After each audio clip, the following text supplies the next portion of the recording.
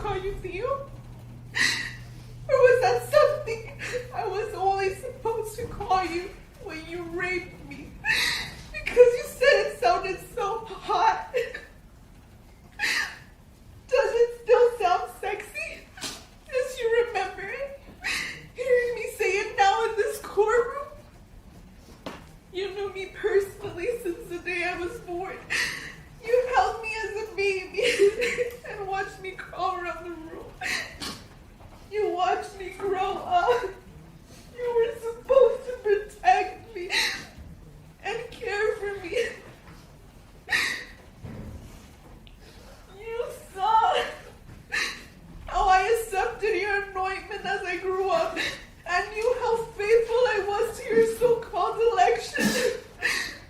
You saw how much I loved your spirituality and received you in my life as a new leader, a new man of God.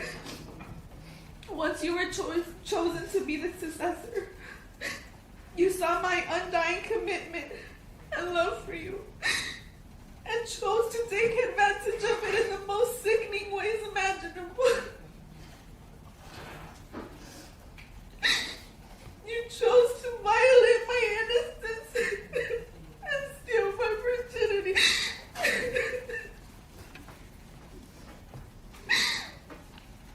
Every single time that you force your disgusting, sweaty, obese body against me to defile me, it was your choice, not mine. I never wanted it. I surrendered to it. All I was ever trained to do was obey you from the moment I was born. I followed every single one of your wishes and desires. I always agreed because I believed your desires would be holy and pure. I spent every free moment I had in church in service of you and your religion. I remember the first time you invited me to travel with you as a missionary. I was so excited. I felt so lucky. I remember packing all of my preaching material because I was ready to evangelize and spread the holy gospel with you. But that was never your mission. That was not your holy plan. You took me on that first trip to introduce me to your disgusting secret world of sex and immorality that you thrived on. I was so stupid. I was delighted and prayed in gratitude the first time before entering your blessed dwelling for having the privilege of massaging your feet. I will never forget that as I was massaging your so-called holy feet, I was seeing another girl give you a hand job. I had never seen a naked man before, and it was a quick introduction to your sadistic secret world of sex slaves. When I left the room, I cried and I cried because I didn't understand what was happening. You were my savior, the apostle. You were holiness personified. I couldn't make sense of any of it. How could this man, that is Jesus Christ on earth, be so disgusting? You used this time to indoctrinate me on the secret gifts that I was about to start receiving. You used your lies under the guise of religion to make me believe that your actions were a blessing. Then you had your groomers threaten me and explain the consequences of disobeying a servant of God, a man who was the mouth of God, the living Spirit of God. Eternal damnation and total unhappiness, illness, infertility, tragedy and devastation here on earth. Where is the consent in that? When I tried to resist and explain how this all felt wrong, that you were my uncle and this wasn't okay, they quoted the scriptures. They told me that there was never immorality in your actions because you could not sin. You were the representation of Christ, sinless, untouchable, all-powerful. They told me that I needed to pray harder, to believe more, that my faith, that my doubt was a sign that I didn't trust in you and didn't have enough faith. You and your groomers made me feel like I was the broken one, that I was the crazy one, and that I just had to try harder to trust. I had no way out. You didn't just rape me over and over again. You were evil and merciless. I went from being an innocent virgin to experiencing the most violent, revolting treatment ever.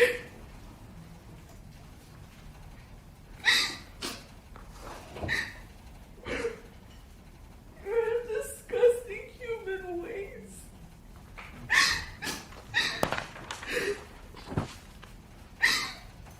Do you remember how you enjoyed choking me until I threw up? And then sat there as I kept apologizing over and over while cleaning up my own vomit? Do you remember that time you were sodomizing me and I cried and begged you to stop thrusting because I was in so much pain? Remember how much you and your accomplices laughed at me as I was crying and screaming? Do you remember how you ordered them to hold me down so I wouldn't resist? Do you remember how much blood there was and how you kept going even more savagely? Do you remember telling me you wouldn't stop until I stopped screaming? I bled for days and days after that. Do you remember when you wanted me?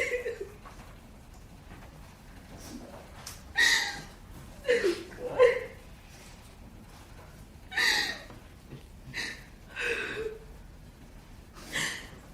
Do you remember when you wanted me to bring my little sister to you so that you could violate her too? I told you she's only 14. Do you remember what you said to me? Do you remember saying that I should have brought her to you sooner? Do you remember when you commanded me to have sex with one of your dogs as your 50th birthday present? Do you remember telling me how much you wanted your husky to defile me? Was you raping me not enough? Do you remember the night you violently stole my virginity? Do you remember how my groomer brought you to the bloodstained white bedsheet and said, "Look, my lord, the sign of your niece's innocence." And you smiled and told me it was a blessing from God. Do you remember all the orgies you made me join? Do you remember the one time with that little boy? You remember making his mom commit wearing a mask and commanding them both to have sex with each other? How about the next too. How about when you sodomized me in front of them? I wouldn't stop it. That time either, no matter how much I said it hurt. Do you remember how much I bled that time too? Do you remember ordering that boy's aunt to come and give me oral sex so that she could lick off my blood that was left on your penis? Do you remember all the time that you gave me an STD? Do you remember ordering my sister-in-law to stick her entire fist inside me and how much I cried out in pain? She believes you were God too. Remember how she would not stop, no matter how much I begged, until she got the order from you? Do you remember giving me the order that I had to wake up, that I had to wake you up with a sex act every morning and then put you to sleep with one too? In case you had forgotten, I am here to remind you. I can sit here for hours and hours and help you remember all of the sick, horrible things that you did that I will never be able to forget for the rest of my existence. And yet, even with everything you did, I still believed in you. I still trusted in you and your power, even as you were getting arrested. I was terrified that I would be punished for defying you as a muscle. I just couldn't take it anymore. I was willing to suffer the consequences of eternal damnation than to live another moment under your control. You're a disgusting human being, Naason. You're not a god. You're not even good enough to be considered a man. You're worse than an animal.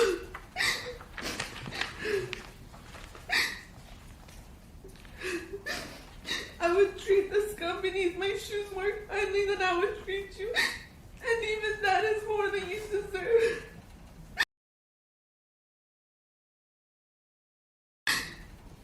You took everything from me. You manipulated millions of people and took advantage of them for your own perverted interests. You have broken my faith in God, in man, and in myself.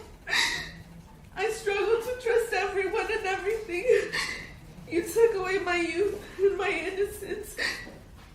Me and my family have been getting death threats for the past 3 years because of you. And I live in fear because of you. You have uprooted me and my family and disrupted my very existence. I struggle to understand how there can be so much evil in the world, and the only evil I see is you. Your Honor, I was standing in the audience this past Friday as Naason pled guilty under oath and acknowledged that he had committed sexual abuse against the Jane Does. Your Honor, Naason is a liar.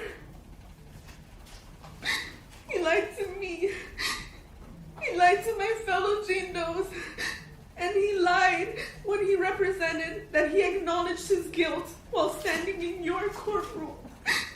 Your Honor, La Luz del Mundo is Naason's church. They are his representatives and his servants on earth. As I was in the hospital, going into premature labor, Naason had his accomplices at the church deny his plea and deny his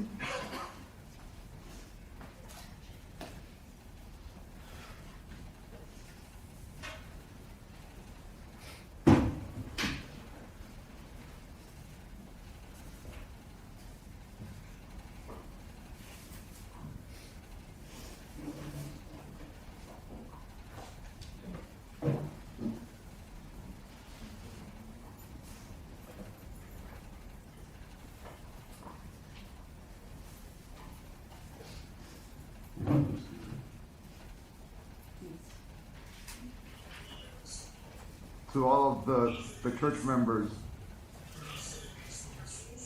thanks to God, thanks to Jesus Christ, the communion of the Holy Spirit, we inform the Universal Church,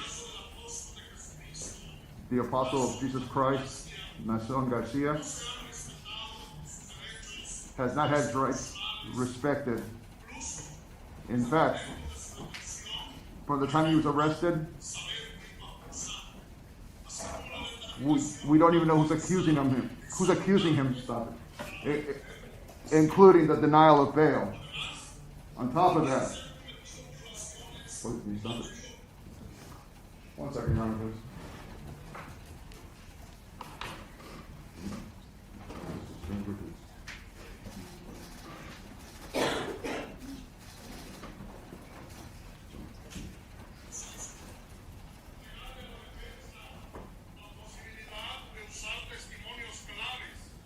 Or the fact that the defense is denied from using key testimony, videos, text messages, which are of vital importance in the defense of Christ's apostle. The same which were hidden for almost 3 years. And when the court finally had the chance to have this evidence, the court excluded them. All of them. So that they would not be used at the trial.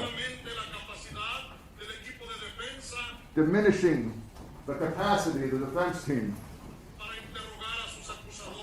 to interrogate his accusers, leaving the apostle Naason in a defenseless state. In the same way,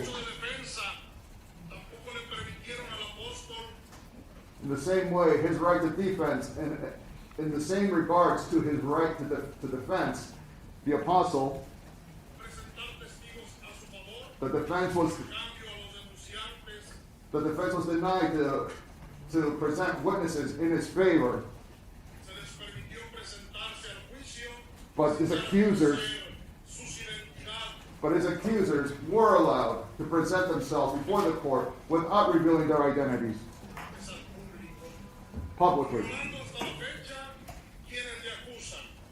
To this day, we do not know who his accusers are.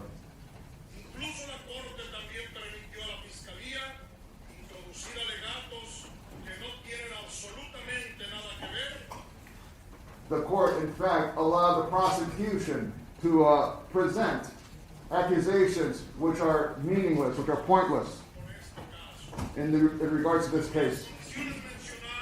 Because of all these conditions that I've just mentioned, and the fact of an unjust trial,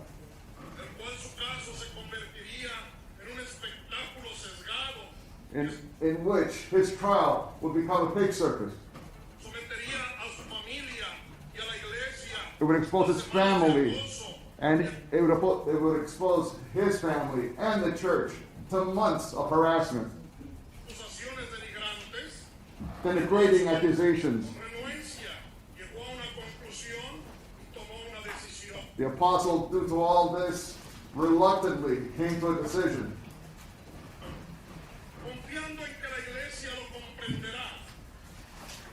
Trusting that the church would understand.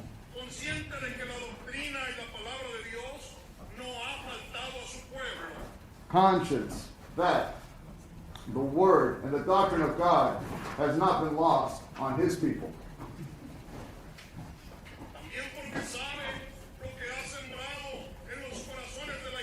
Because he knows what he's planted in the hearts of the church goers.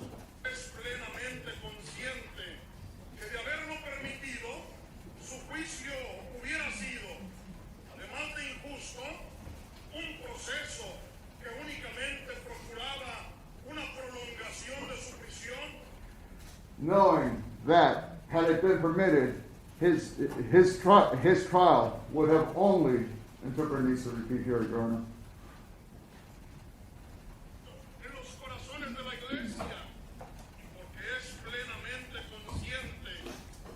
he's fully conscious that had it been allowed, his trial would have been, apart from unjust, a process which would have only served to extend his time in custody, perhaps for the rest of his life.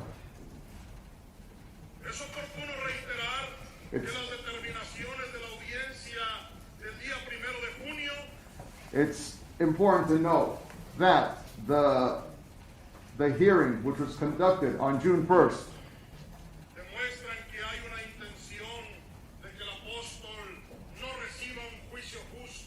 showed that there was every intention that the apostle should not receive a fair trial.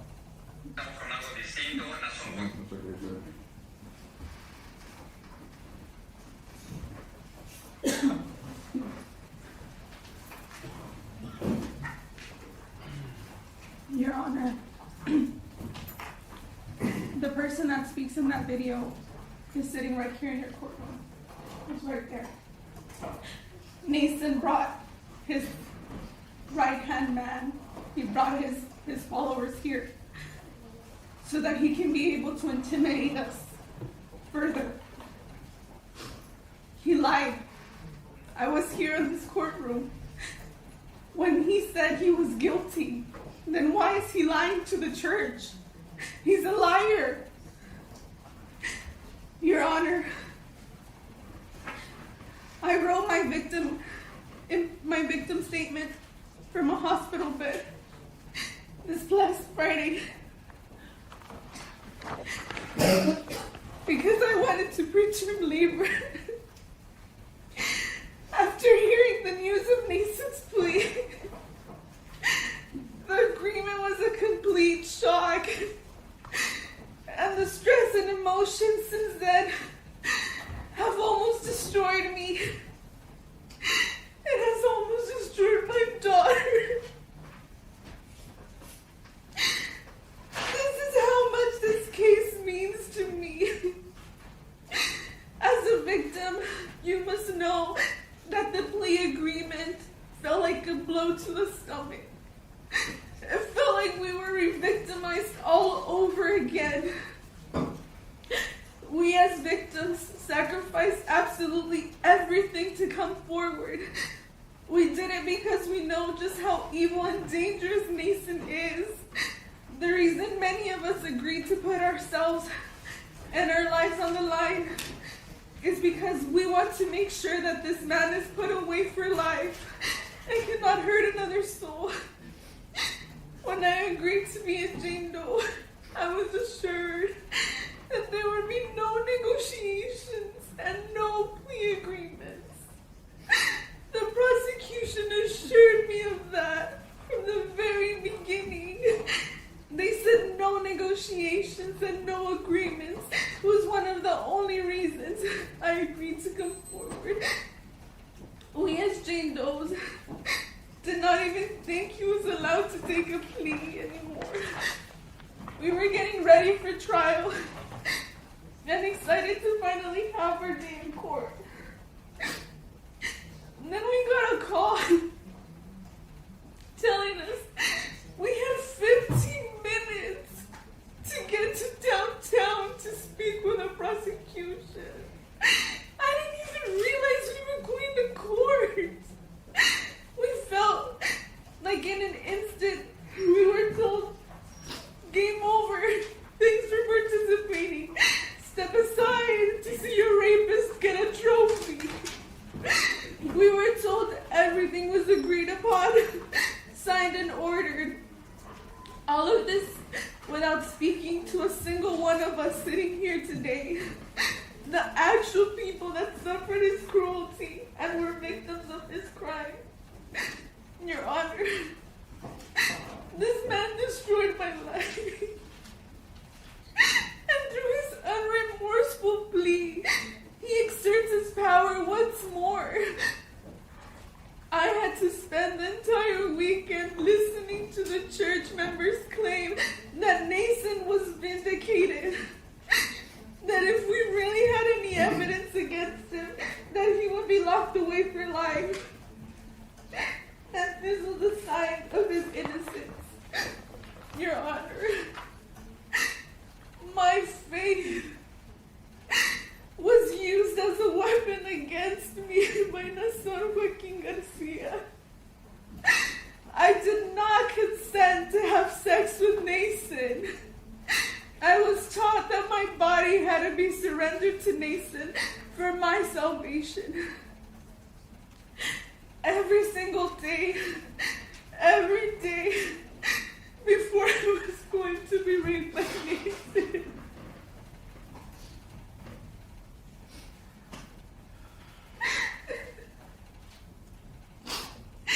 I would kneel and I would pray to God to help me. I would pray that He would guide my body to please Him, because I wanted to please God. And then every single day after I was raped, I would pray again and ask God to accept the sacrifice I had endured for Him. Without fail, I believe with all of my heart and my faith that this was for God. It was the only reason why I did it. Naason's abuse started 7 years ago and has destroyed me ever since. He stole everything that meant the most to me. I have been disowned by my family. I have lost the community that I was born into. And I have them call me a liar, call me a whore, call me a traitor, a Judas who deserves to die in the most vicious way possible. And I only did this. I sacrificed the remaining scraps of my existence in order to make sure that this man is put away and can never do this again to anyone else. The sentence ensures that he will have an opportunity to leave again and continue where he left off. People are going to suffer because he will be released into the public. He will continue for as long as he is a free man on this earth. This church, this La Luz del Mundo church, was my identity.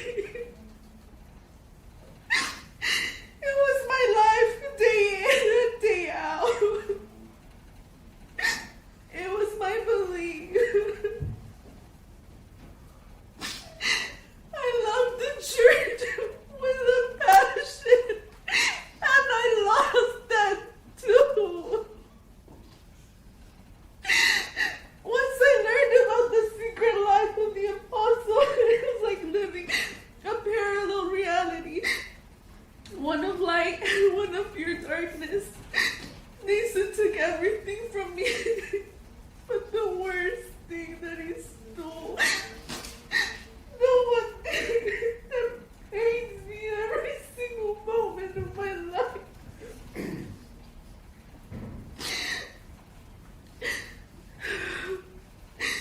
is that the man sitting before you in an orange jumpsuit, he stole my faith. And he stole my belief in God. My faith was the only thing that I embraced during my abuse, and that prevented me from killing myself. He has now robbed me of that too. The mention of God is now a reminder of my abuse and all the pain I have endured. My trust in God was forever broken by this man because he claimed to be God, and then he raped me. Your Honor,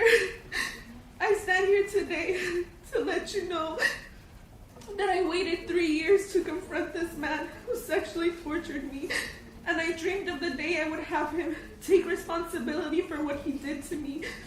I don't understand why he was offered a plea. There was so much evidence. There are 5 of us sitting in this court and countless others on the outside, all with the same stories, the same trauma, the same villain. He had so many devices with child pornography, the pictures, the videos, our testimonies. How wasn't that enough? We had witnesses, people that worked at the highest level of the church, that were willing to come forward and speak on our behalf about the injustices that they knew of. How can that opportunity be taken away from us? The prosecution told us that they were worried about a procedural mistake that they made. How is that our fault? Why is that overshadowing the facts, the evidence? How is this justice? Isn't this what this court stands for? This country? Please, I beg of you, don't let him get away with this. The prosecution, to make sure that this man is put away and can never do this again to anyone else, told me that I would have one final opportunity today to appeal to you as a judge. Your Honor, to extend the sentence as you see fit. I beg of you, please listen to my words and the words of the fellow Jane Does and allow our suffering to not be in vain. I am sacrificing myself, my life, and the health and safety of my unborn child to make this emotional plea because it is so critical. The California Constitution recognizes the rights of sexual abuse victims because we are so vulnerable. I don't understand why none of the Jane Does were consulted, as the law requires reasonable notification about this plea. Every single one of us begged to go to trial. We needed it so desperately. How come our rights were not heard?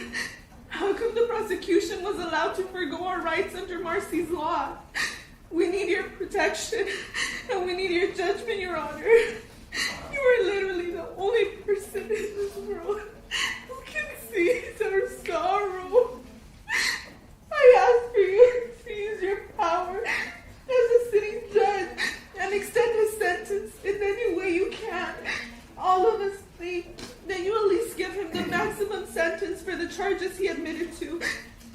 We were told you could not, I would not recite the plea agreement, so we can't even ask for that. If we were misled, then please recite it and give us our name in court. But if you can't do that,